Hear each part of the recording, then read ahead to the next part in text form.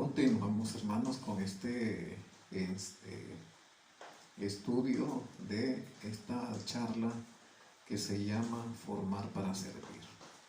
Ya hemos tratado lo que piensa el Papa, hemos tratado también sus criterios sobre cómo tiene que ser el servidor, cómo se constituye el servidor cuando quiere ser servidor.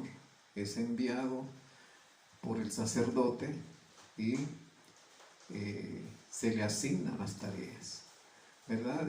Las tareas las puede asignar el coordinador, como también pueden ser tareas asignadas por el sacerdote. Y hemos estudiado también cómo se complementa la madurez del servidor. Es una persona con autoridad, es firme en su pensar y su sentir, ¿verdad? Además de que puede ser suave con las personas, también ejerce su rigor sobre ellas. Unas personas equilibradas, capaces de armonizar en el servicio de la renovación carismática católica, ¿verdad? Entonces, son personas de buen juicio, son personas con discernimiento, un discernimiento a lo mejor natural, un llegar a un justo medio, a un juicio, ¿verdad? A una detección y uso de los carismas que se puede dar dentro de su grupo o en su vida espiritual. Persona con estudio, deseosa de capacitarse también en sus cualidades humanas, de perfeccionar todas estas cosas que va aprendiendo, de usarlas cuidadosamente, especialmente en la instrucción. Todos los que estén interesados entonces ya saben que para ser servidor hay que tener lo que usted puede dar, porque nadie da, nadie puede dar lo que no tiene, ¿verdad? En su corazón, en su mente. Son personas dispuestas a estar en una actitud de formación permanente, ¿verdad? Pues ustedes van a terminar la escuela, pero su formación va a continuar. Bien, entonces ahora sí vienen los requisitos que les habíamos hablado para ser servidores.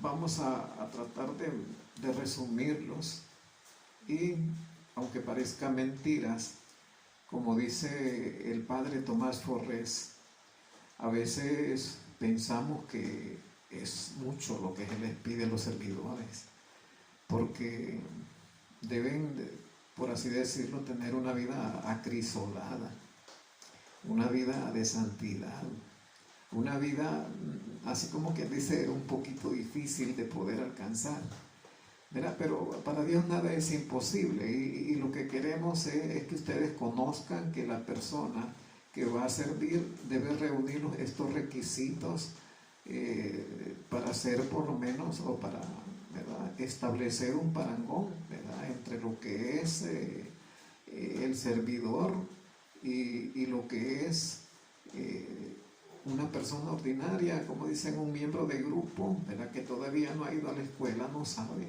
¿verdad?, todas estas cosas.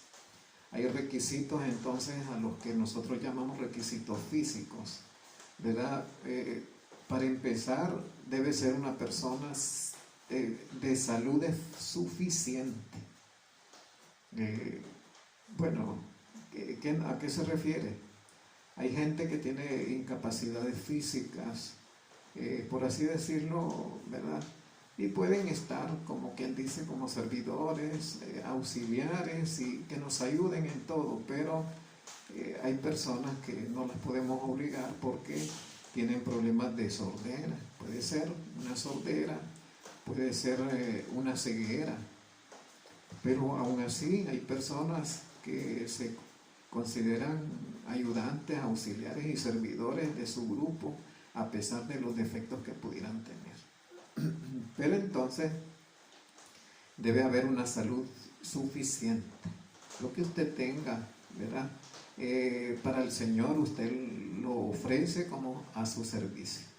Persona que dispone de tiempo para asumir responsabilidades en la renovación carismática y perdurar también en las actividades que tiene dentro de la iglesia. Persona que dispone de tiempo para formarse bien como dirigente, ¿verdad? Como dirigente. No se descarta, ¿verdad?, el hecho de que a veces hay personas, ¿verdad?, que son poderosamente usadas por el Señor. Pero no obstante, ¿verdad?, quiere decir que nosotros no podemos poner, digamos, la administración, digamos, de una comunidad en manos de una persona que no reúna el requisito mínimo, ¿verdad? Por esto, ¿verdad?, se debe constar de algún modo de tener estas cualidades. Los requisitos psicológicos. A veces le preguntan a uno, es que le faltan un 20, ¿va? O no sé, un 16. ¿Pero por qué? Porque a veces la persona que está dentro del servicio debe ser una persona muy sagaz, muy lista, muy chispa, como dicen, para uno no ser influenciado, otro tener esa capacidad de poder ejercer gobierno, ministrar y administrar bienes que se le han asignado. Eso significa entonces la madurez, esa madurez que se logra a través del ejercicio. Este requisito psicológico son de gran importancia y los autores deben estar muy atentos a que realmente se den, ¿verdad? Porque cuando hay ausencia de todas estas cosas, usted dice,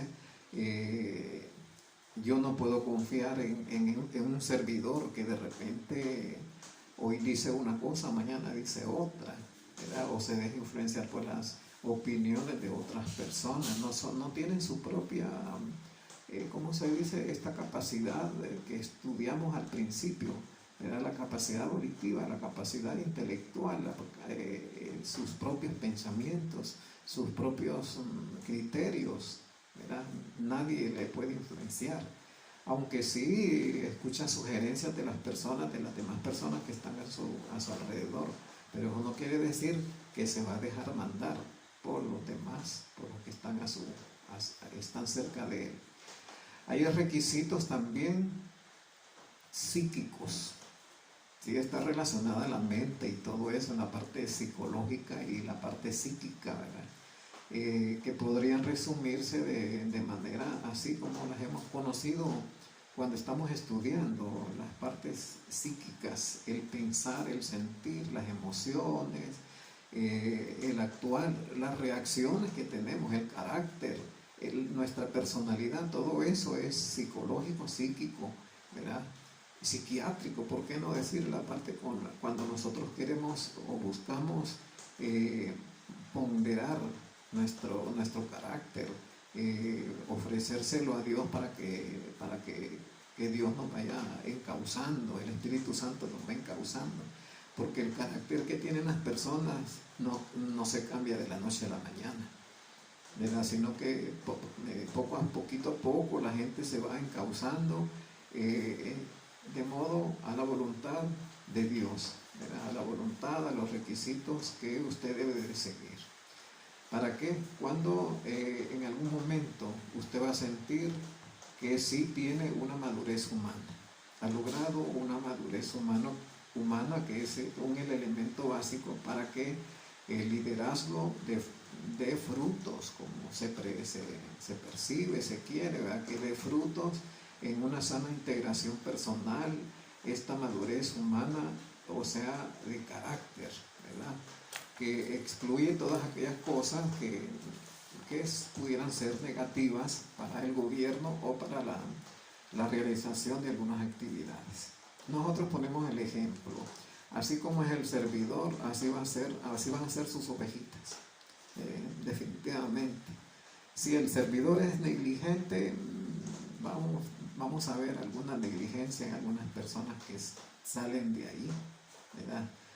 En realidad, entonces, cuando hemos dicho, ¿verdad?, que sería muy riesgoso, mucho riesgo, ¿verdad?, de poner a una persona al frente de una comunidad y que de repente nos va a perder, ¿verdad?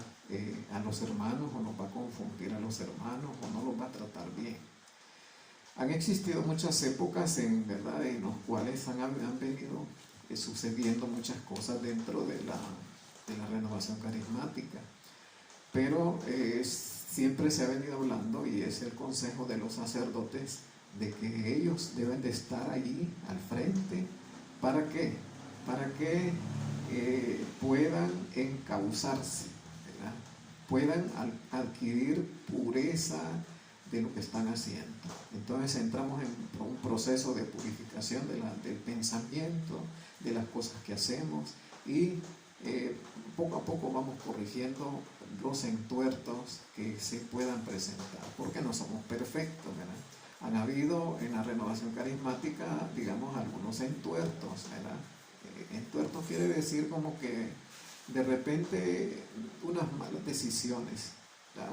Malas decisiones que llevaron a comunidades a separarse del tronco que es el tronco de la sabiduría, el mero Cristo. Como decimos, Él es el árbol, el tronco al que estamos adheridos, y nosotros no nos vamos a separar de Cristo. Por lo tanto, no nos podemos separar del pensamiento de la iglesia, del pensamiento del magisterio, del criterio del sacerdote y los ideales, los propósitos, la doctrina que tenga la iglesia, ¿verdad? El ideal ha de ser que los servidores se acerquen al sacramento o sea, que vayan pues en pos también de esta formación, una formación que vaya ligada a la vida sacramental. Cuando estamos hablando de la vida sacramental, no es que van a estar así como que dice un sacramentalismo, ¿verdad? En el cual a veces ustedes miran que unas personas exageran en los sacramentos, ¿no? Llevarlos normalmente como bajo la dirección del sacerdote, el ministerio del sacerdote, como nos va ministrando cada uno de los sacramentos que vamos recibiendo, ¿verdad? Entonces, ¿qué es lo que queremos alcanzar con eso? Una madurez espiritual, ¿verdad? Han existido épocas, les dije, que se han cometido errores. La gente a veces decía, es que me voy a bautizar en el Espíritu Santo, ¿verdad? No, la renovación carismática no repite el bautismo así, ¿verdad? Porque para empezar es el sacerdote el que tiene que bautizar, a él le corresponde ejercer ese ministerio. Por lo tanto, nosotros solamente pedimos en los retiros una nueva efusión del Espíritu Santo. Oramos y pedimos efusión del Espíritu Santo. Entonces, la actitud del servidor debe ser de estar unido al tronco, 1. 2, estar unido al criterio de la iglesia. 2, 3, estar unido al criterio de la renovación carismática católica, lo que aprendemos de nuestros hermanos mayores, lo que aprendemos en la escuela, ¿verdad? Y entonces poco a poco vamos adquiriendo nosotros una madurez espiritual. Entonces se va a formar al servidor en la vida sacramental. Ustedes ya conocen los sacramentos, ya los vimos en una clase, por lo tanto no vamos a enfatizar sobre eso. Pero usted debe saber de que como servidor debe tener o ejercer los sacramentos, ¿verdad? ¿Qué es que dice, verdad? Dice que la actitud, por tanto, frente a cada uno de los sacramentos, especialmente frente a la reconciliación y a la Eucaristía, será, dijimos en el test ¿verdad? En lo que hemos discutido, que será para una rectitud cristiana de nuestro caminar en Cristo. Caminar en Cristo, ¿verdad? La formación bien orientada a los servidores de la renovación carismática debe estar imbuida en la instrucción que se vaya convirtiendo progresivamente en una vida intensamente sacramental, ¿verdad? Entonces, aquí con el requisito, ¿verdad? Que siempre se dice una vida crisolada, pero somos imperfectos, ¿verdad? Tenemos errores, pero por eso tenemos estos sacramentos. Si usted comete alguna falta, ¿verdad? Espiritual, entonces vaya al sacramento, ¿verdad? De la reconciliación, confiésese y haga su comunión en su momento debido, ¿verdad? Y ya está viviendo una vida sacramental. Vida sacramental también implica, para aquellas personas que de repente dicen, yo quiero ser servidor, pero no estoy casado. Y hay muchos casos así, ¿verdad? De muchos hermanitos que son buenos charlistas, son buenos oradores, salen mejores, como dicen, que los que están casados. Parece mentira, pero tenemos hermanitos y hermanitas que son, para dar charlas, son buenísimos. Pero poco a poco, hermanos, yo creo que podemos ir alcanzando a través de la madurez espiritual, podemos ir alcanzando ese requisito. Hay que pedírselo a Dios para que entremos en ese requisito. Si todavía no lo tienen, ¿verdad? Decir, Señor, si tú quieres que yo te sirva de manera constante, eficiente, y que ese es el requisito que no he podido alcanzar, que lo alcance cuando tú me ayudes y que yo lo pueda alcanzar, ¿verdad? Y entonces todo es cuestión de misericordia.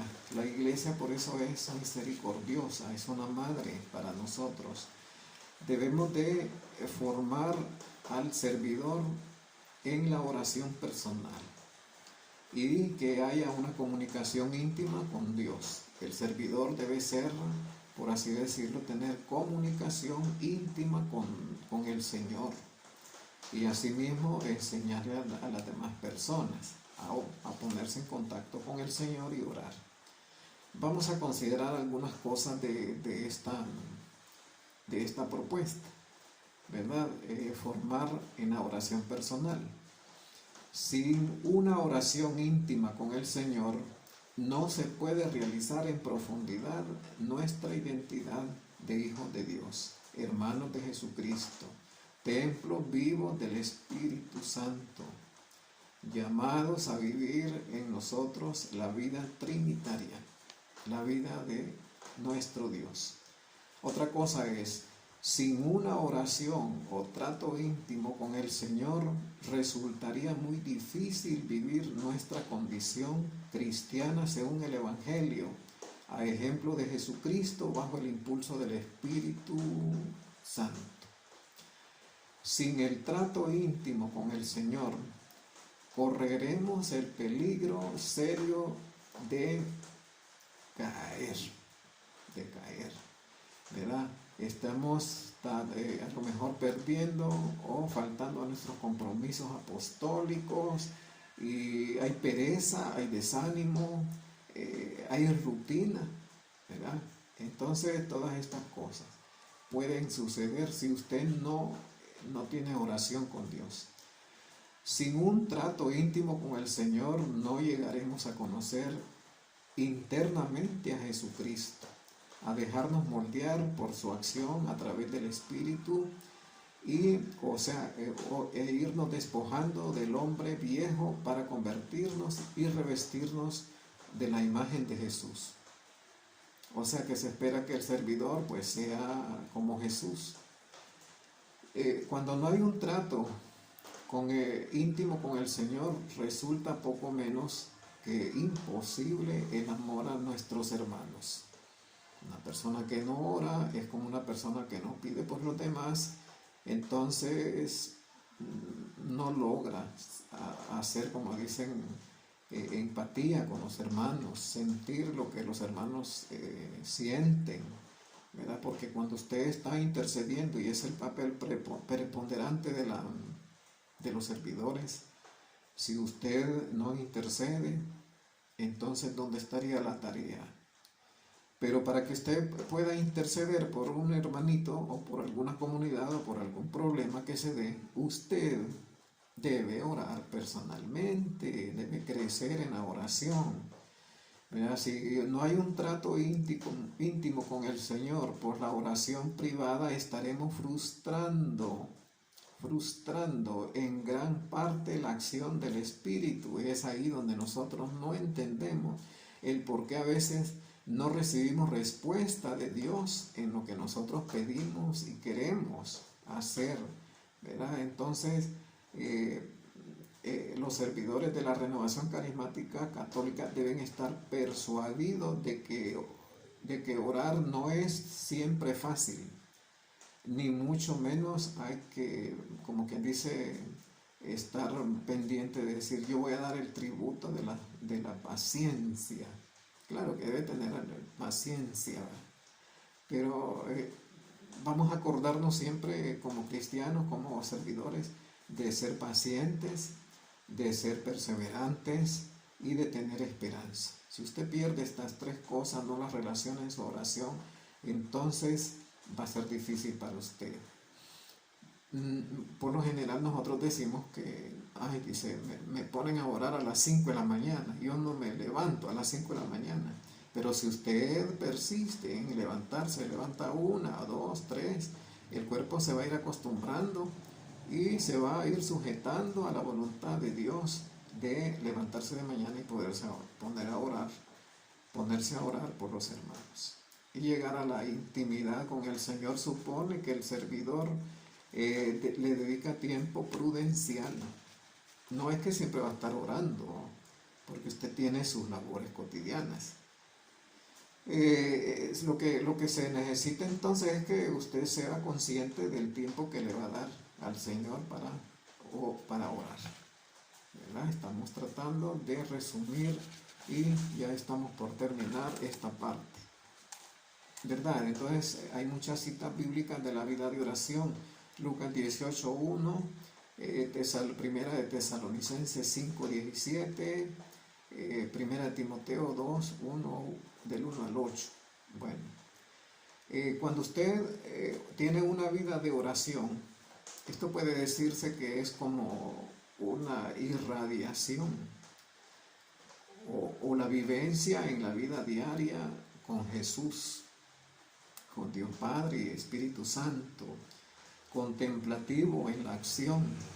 Usted lee la palabra con gusto y a través de la palabra de Dios va a entrar la contemplación. Es como cuando tenemos una lectio divina en nuestra vida. Ya la Biblia no la vamos a leer así nomás, sino que vamos a darle meditación, vamos a entrar a contemplación y vamos a preguntarnos qué me dice el Señor a mí. Y luego vamos a preguntarnos qué le dice a la comunidad, qué le dice a la iglesia. Entonces, una persona que está orientado desde el profundo ser de su vida hacia Jesucristo, la gran presencia de Dios se hace manifiesta, ¿verdad? Entonces usted va a experimentar presencia de Dios. Usted va a sentir, Dios me ama, yo lo amo, ¿verdad? Yo quiero seguirlo, yo quiero servirlo. Y no va a haber ningún obstáculo que pueda impedirle a usted servir a Dios, ¿verdad? El Señor se alegra de que nosotros actuemos de esa manera y usted va a vivir en una eterna gratuidad con el Señor, eterna gratitud con el Señor. Entonces, la persona de oración es el hombre que posee celosamente un gran secreto que Dios le ha revelado. Sus nombres, su poder, su acción dentro de la iglesia, su acción en la vida espiritual, en esta guerra espiritual que nosotros tenemos. Ustedes saben que tenemos prácticamente a diario una guerra espiritual y Él es el que lucha por nosotros, pero nosotros tenemos que hacer hincapié en que tenemos que formarnos de esa manera. Otra cosa es que usted debe de formarse con apertura y docilidad a la acción del Espíritu Santo y sentirse libre. Una persona que todavía está atada no puede ayudar a desatar al otro, ¿verdad? Por lo tanto, busque la manera de cómo ustedes tiene apertura y docilidad al Espíritu de Dios y va encaminándose por ahí para que en momentos de debilidad usted sabe a quién acudir. Bien, ahí tenemos al sacerdote, tenemos a los hermanos mayores que nos ayudan, ¿verdad? Los hermanos religiosos también nos ayudan y el Espíritu Santo es el que nos va a enseñar a recordar en nuestra vida, a iluminar en nuestra vida qué es lo que tenemos que hacer, qué es lo que tenemos que hacer, ¿verdad? Entonces, Él es el santificador y es el fortalecedor de nuestra vida. Él es para nosotros el que va a hablar por nosotros, va a hablar por nosotros.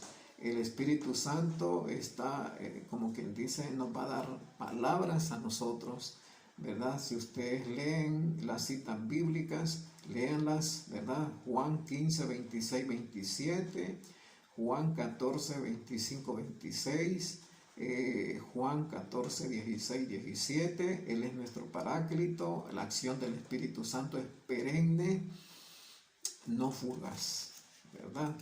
Entonces el Espíritu Santo nos hará capaces de dar testimonio de Cristo resucitado y les infundirá sus carismas para que usted pueda tener fortaleza y poder actuar en los momentos que se hacen necesarios.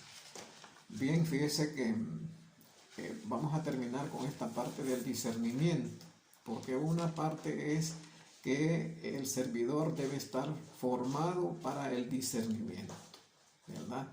¿Qué es discernimiento? El discernimiento es entender o distinguir lo que viene de Dios y lo que no viene de Dios. Ya hemos visto en las diapositivas que si nosotros tenemos una meta, que esta meta no se vaya a convertir en una bomba de tiempo, porque su actuar como servidor, usted puede ser una bomba de tiempo, o la comunidad puede ser una bomba de tiempo. De repente, ¡chas!, ya se va, porque no hay nada que sea, como quien dice, secreto. Tarde o temprano explota esa bomba, ¿verdad? Ahí tenemos los símbolos que en las diapositivas que les di. También es como un avión. Un avión, ustedes miran que en el cielo, en el espacio, no se miran las carreteras, pero el avión va coordinando con el movimiento de los otros aviones, porque bien podrían chocar, pero no chocan. ¿Pero por qué? Porque tienen una buena orientación y están. Eso es discernimiento, es la dirección. Ahí está el avioncito, ¿verdad? También puede ser una llama, ahí está la llama, ahí en la diapositiva donde está la hermana Carmen, diciéndonos, ¿verdad? Que el discernimiento es esto, es lo otro. Entonces ahí ustedes traten de explicarse. Esas diapositivas no crean que son así, son poquitas, pero tienen bastante explicación, ¿verdad? Entonces, ¿por qué? Porque la importancia del discernimiento en la renovación carismática es la que la ha conducido y es la que la ha hecho a nivel de la Iglesia Católica como el movimiento que ha venido a realzar, ha venido prácticamente con la acción del Espíritu Santo a levantar a los fieles. Por eso decía, ¿verdad, Padre Jaramillo, que la iglesia, la renovación carismática católica es la iglesia en movimiento. Ahí aparece también, y les hago un puñito, mire, porque ahí cuando aparece Henry en la fotografía, tiene un puñito. Eso quiere decir que él tiene la verdad en sus manos. Y el Espíritu Santo le ha dado esa capacidad como servidor. Cada quien, usted es servidor, usted es portador de la verdad, portador de la palabra. Y usted debe tener discernimiento. ¿Qué es discernimiento? Ya dijimos que se puede aplicar en varios campos. El discernimiento presupone prudencia, inteligencia, pero a veces rebasamos, ¿verdad? Así como quien dice, tenemos nuestro propio carácter, fuerza y dominio sobre las personas y discernimos a la ligera, discernimos de acuerdo a nuestra voluntad y no le estamos dando oportunidad a Dios que nos dirija, ¿verdad? El discernimiento significa identificar, reconocer, así como el médico da un diagnóstico sobre un enfermo y le dice, usted tiene esta enfermedad. Entonces le vamos a aplicar esta medicina. ¿Se fijan? Entonces es como que el discernimiento es tan importante. Toda persona con el tiempo y la experiencia termina por discernir lo que es bueno o no para ella, o lo que es bueno o lo que es malo, ¿verdad? Entonces usted tiene la capacidad de, como las cartas cuando se ponen en la mesa, coja la carta que a usted, ¿verdad? Están tiradas las cartas, ya están tiradas las cartas, usted, esas cartas de la verdad, de la verdad.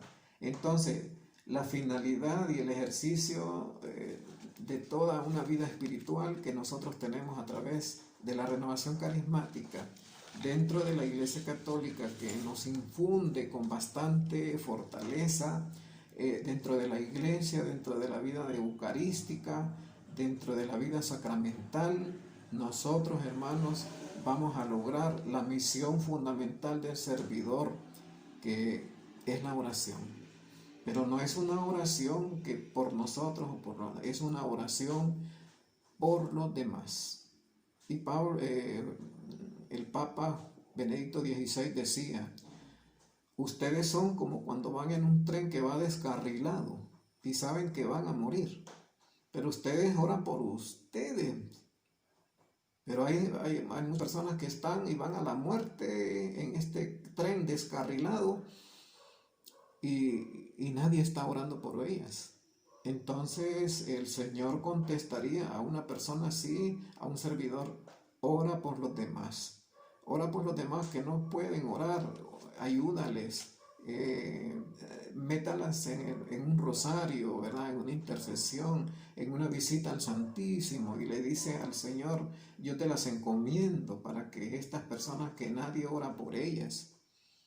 Por eso, hermanos, cuando nos asustamos, cuando de repente allá en un barrio hay un muerto y una violación, no sabiendo, hermanos, ¿verdad? Que el Señor ya padeció todas estas cosas, pero nosotros debemos de poner un criterio humano y de poder considerar que las personas que han pasado por esta prueba, por esta tragedia, necesitan el toque del Señor, ¿verdad?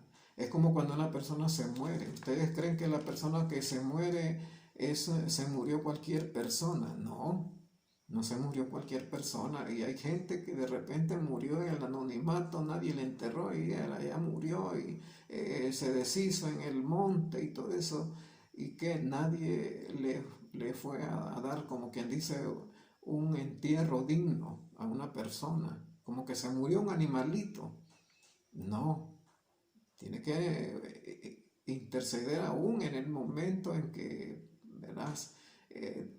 Porque enterrar a una persona es una obra de misericordia, ¿verdad? Saber enseñar a la gente, a los niños que están allá afuera, que no saben leer y escribir, es una obra de misericordia. Porque cuando usted está enseñándole a los niños a leer y escribir, usted, hermano, usted está encauzando para que esta persona sea libre. Si después se esclaviza, es otra cosa, ¿verdad? Porque hay gente que se esclaviza por su propio capricho, ¿verdad? Su propio miedo a la libertad. Entonces, usted debe de interceder según las Sagradas Escrituras. Usted debe interceder según las intenciones de la Iglesia. Usted debe de interceder según la intercesión de Jesús. Usted debe de interceder según las intenciones o la intercesión de María Santísima.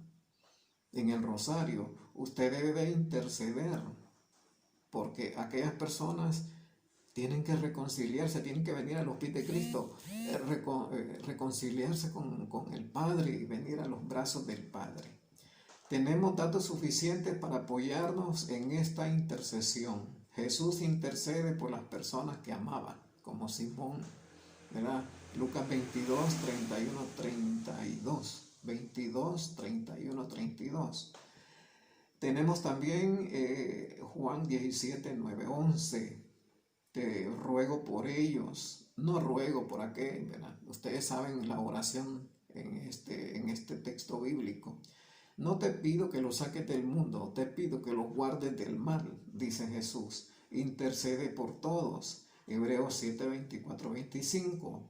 Intercede porque mucha es la mies y pocos los servidores. Bueno, usted está candidato para servidor y sabe la responsabilidad que va a tener de ahora en adelante. En la intercesión de los apóstoles, lea Hechos de los apóstoles, cómo oraban ellos y que fueron hasta mártires por una causa justa, ¿verdad? Nosotros vivimos en una época, como quien dice, de bonanza. Nadie nos prohíbe ir a predicar, nadie nos prohíbe ir a visitar a los presos, nadie nos prohíbe visitar enfermos, nadie nos prohíbe leer la Biblia en todas partes. Pero ya hay casos en el cual el cristiano va a ser perseguido. Se van a detener, hermanos servidores, solo porque los van a ir a encarcelar, o los van a llevar presos porque leen la Biblia en las escuelas o leen la Biblia en los lugares públicos, porque va a ser prohibido leer la Biblia en las escuelas. Va a ser prohibido leerlas en los lugares públicos. Ya esto ya está, ya son leyes en otros países. Y como nosotros generalmente vivimos copiando de otros países, Honduras, ¿por qué no decirlo, verdad? A veces copia de lo de Argentina, lo de Costa Rica. ¿Y por qué no de repente va a implementar una ley en la cual prohíba? ¿Verdad? Que mejor no digo nada porque mejor calladito.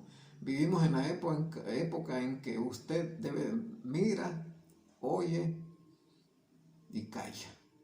Y calla, ¿verdad? Pero no debe ser así. Esperamos entonces que el Espíritu Santo le dé las luces a ustedes y a mí para que en un momento dado actuemos como corresponde, ¿verdad? Como corresponde. El servidor al final de todo eso tendrá que dar seguimiento, dice la hermanita Candy, en esas diapositivas. El servidor tendrá que dar seguimiento.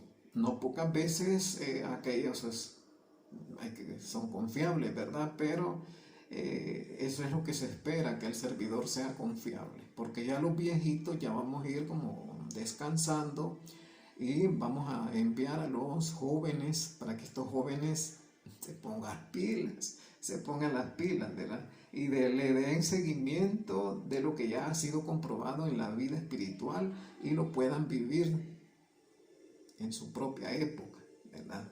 Para que el legado del Señor no se termine. Por eso al morir Cristo dejó a los discípulos. Después de los discípulos vinieron los santos padres. Después de los santos padres, los sacerdotes, los papas, todos los papas, los cardenales, los obispos. Y por eso vivimos una estructura jerárquica en la iglesia. Bien, entonces el servidor debe tomar responsabilidad de llevar un grupo, sobre todo por vía de oración. No se le olvide que por eso se llama grupo de oración. Y aquí tenemos el puesto principal, que es la oración de intercesión, ¿verdad? Por algo nos llamamos servidores. Bien, mis queridos hermanos, ya hemos terminado y ojalá que traten de verlo, los videos, para que integren todo, tanto los primeros titulares que les envié, como las diapositivas y como estos videos. Sáquenle un poquito, ustedes hagan su propio. Si no me quieren ver la imagen, póngale un trapo ahí al celular y usted escuche, ¿verdad? Y si ya escuchó, y si no me quiere ver, entonces lo mismo, ¿verdad? Eso lo digo porque a veces dicen, ¿verdad? ¿Y quién va a hablar? Si viene un hermano de otro país, yo lo voy a escuchar y lo voy a ver, y si me toca pagar, voy a ir hasta Tegucigalpa y voy a pagar por una prédica famosa. Si viene Salvador Gómez también, ¿verdad? Pero estamos en escuela. Y en escuela ustedes deben de ser de corazón abierto, tolerantes y pacientes. Téngannos paciencia, nosotros que ya estamos viejitos ya, ¿verdad? A veces se nos olvidan las cosas, no podemos coordinar algunas cosas, pero tratamos en escuela de ser más o menos fiel al material que nos han dado en la escuela de formación. Buenas noches, porque aquí es buenas noches, pero tal vez cuando usted vea este video, va a ser de día. Buenos días entonces, buenas tardes a todo el mundo, que Dios les bendiga. Y nos preparamos para una nueva disertación en los siguientes videos. Que el Señor les bendiga. Amén.